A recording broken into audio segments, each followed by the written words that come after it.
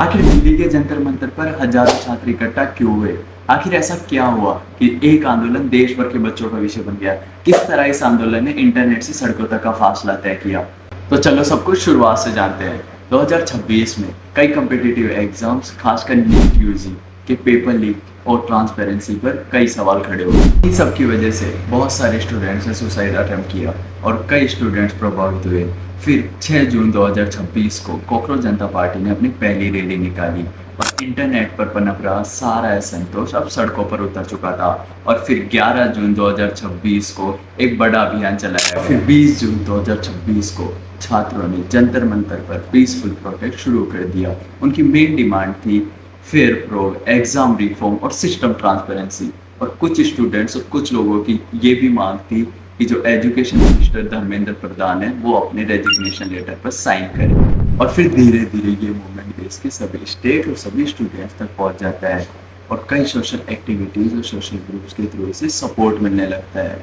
और फिर 28 जून को लद्दाख के एक famous scientist Sonam Wangchuk sir की एंट्री होती है और वो एक इनडिफाइंड हंगर स्ट्राइक पर बैठ जाते हैं। उनकी इस हंगर स्ट्राइक की वजह से ये प्रोटेस्ट और भी ज़्यादा वायरल हो जाता है। इस प्रोटेस्ट को नेशनल अटेंशन भी गेन होती है। जुलाई के शुरुआती 2 सप्ताह तक धरना जारी रहा और स्पीच, पीसफुल डेमोस्ट्रेशन और एजुकेशन रिफॉर्म की बातें होती रही, लेकिन फिर भी गवर्नमेंट का कोई भी जवाब नहीं आता है। उसके बाद 18 जुलाई को सोनम सर के हंगर स्ट्राइक को 20 दिन हो गए थे और उसी दिन सुबह 6 बजे गवर्नमेंट की तरफ से कुछ कांस्टेबल सिविल ड्रेस में आते हैं और सोनम सर को बिना उनकी परमिशन के घसीटते हुए एम्बुलेंस में डालकर हॉस्पिटलाइज कर दिया जाता है। और इसके बाद प्रोटेस्ट और भी इंटेंस हो गया।